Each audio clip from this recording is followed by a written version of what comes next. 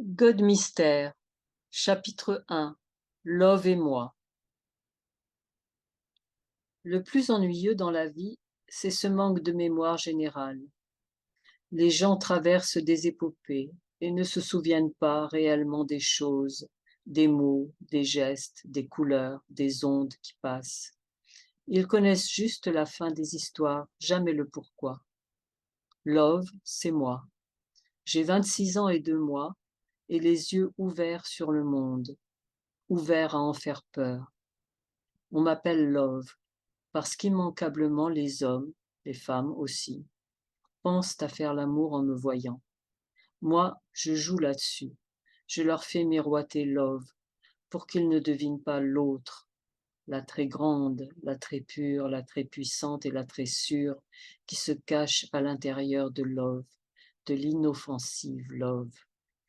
Quelquefois, certains l'aperçoivent inconsciemment et proposent à Love des tâches que nul ne songerait à lui offrir a priori.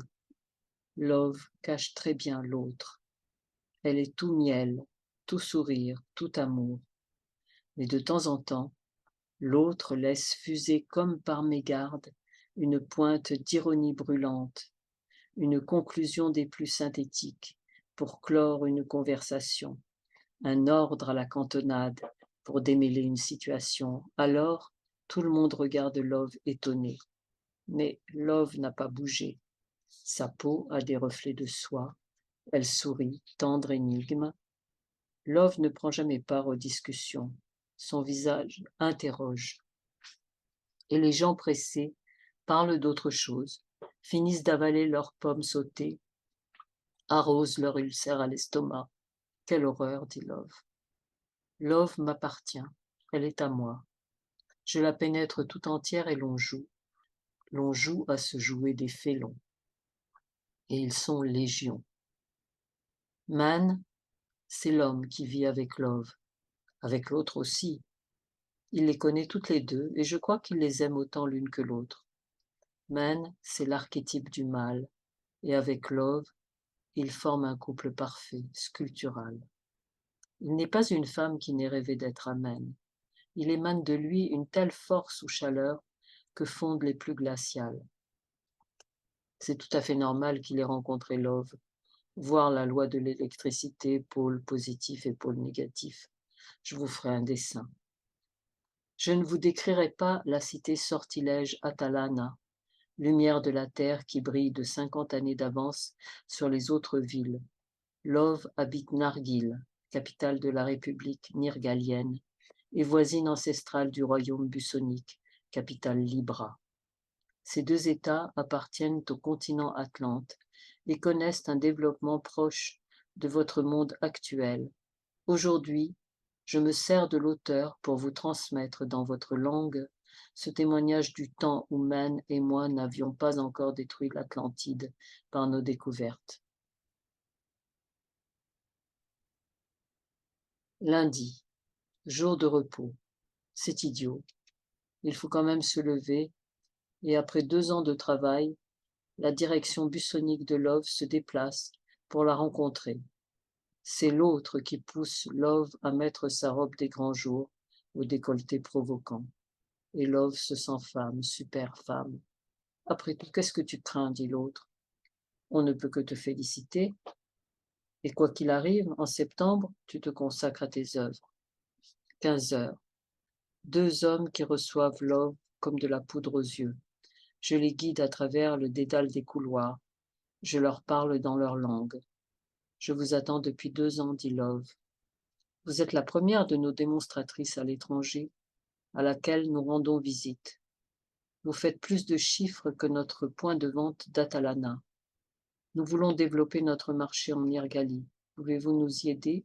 Bien sûr, c'est ce que je vous avais proposé au départ, mais vous n'étiez pas prêt. Saurez-vous trouver des filles et les former? Facilement. Il vous faut des visagistes comme moi. Quant à la formation, c'était ma spécialité il y a peu de temps avant d'entrer chez vous. Nous venons confirmer notre accord avec la chaîne des grands magasins de l'antique qui nous a ouvert la voie de ce pays. Êtes-vous contente? Certainement. Je disais toujours à mon mari que cela arriverait.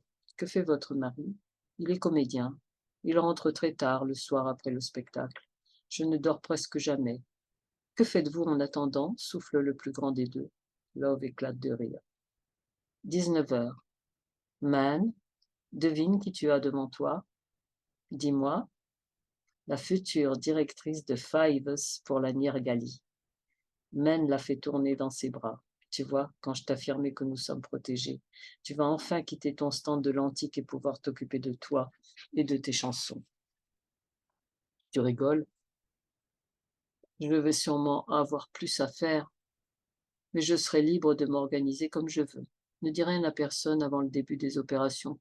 Je ne veux pas éveiller les jaloux. Je commence le 1er octobre. C'est dingue la vie, voir ton chemin s'ouvrir peu à peu. Oui, mais je dois d'abord réussir cela avant de chanter. Sinon, je m'en voudrais trop. Tu sais, à 15 ans, je me suis juré de m'occuper de la beauté et je voulais aller le plus loin possible dans ce domaine que tout le monde me déconseillait. Il faut être au sommet pour partir et je ne veux pas quitter ce métier en fuyant. Plein été, il est 10 heures du matin. Je me réveille émerveillée. Enfin, le canal s'est ouvert. Le canal. Chacun de nous est un canal. Mais passé l'enfance, on ne rencontre plus que des canaux fermés.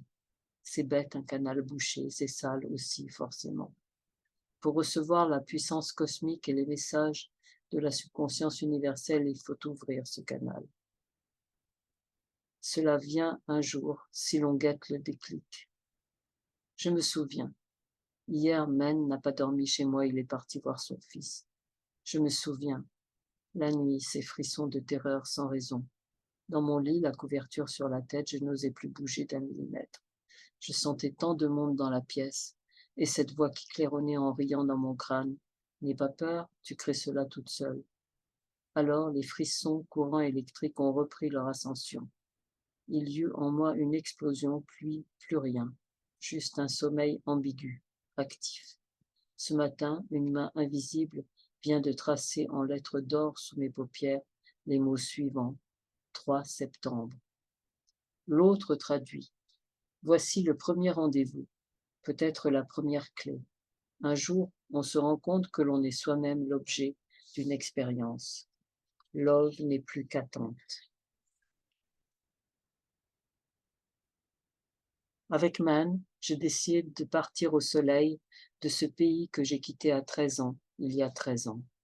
Really, it will be the foot. Le soleil or, la mer turquoise, le ciel méthylène, les maisons blanches, les yeux de l'ancien sur la plage. Il plonge dans ta subconscience, Man, pour en tirer les renseignements cachés. Et je ne sais qui est ce vieillard qui te raconte ma vie. Le rire des marchands de pistaches ou de n'importe quoi ponctue la défaite de chaque touriste. Mon bronzage marron glacé, et dans la glace l'image de Love telle que je l'aime. Le temps ne bouge pas ici. Arrive le 3 septembre. Il est 0 heure et 1 minute. Nous assistons passionnés à un spectacle d'hypnose. Mon savoir parapsychologique accumulé depuis 7 ans fait surface. Pensée-lumière, bien sûr. L'hypnose, c'est le secret. Elle donne accès à la pierre philosophale, à l'eau des magiciens. Man, hypnotise-moi, ou laisse-toi faire. Il est temps de s'exercer. Comme Love a horreur de parler, l'autre pense très fort. Regarde la flamme de la bougie. Man, fixe la flamme.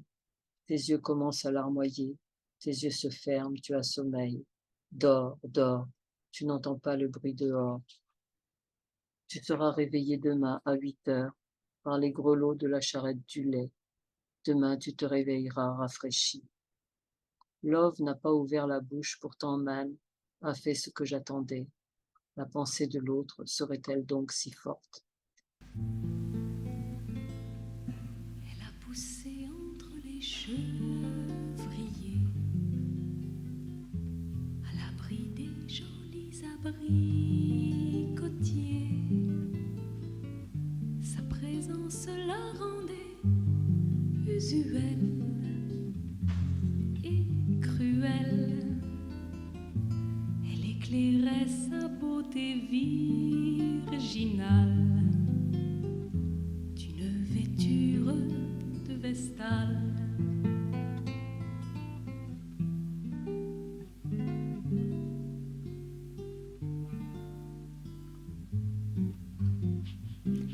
grandi près de la vasque qui chantait son humeur fantasque.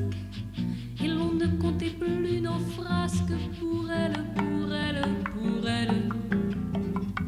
Quand elle voguait dans sa yole, pour elle, on se buvait des fioles et l'on dansait des cabrioles pour elle.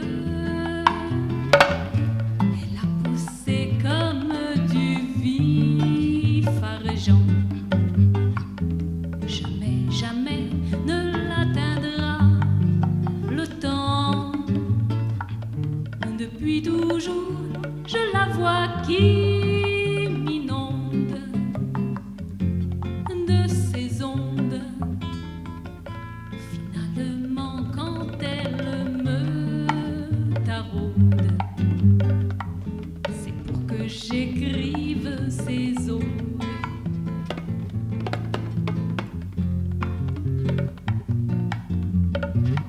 Bien d'autres que moi postulent à connaître ces opuscules, même à l'ombre de sa férule, pour elle, pour elle, pour elle.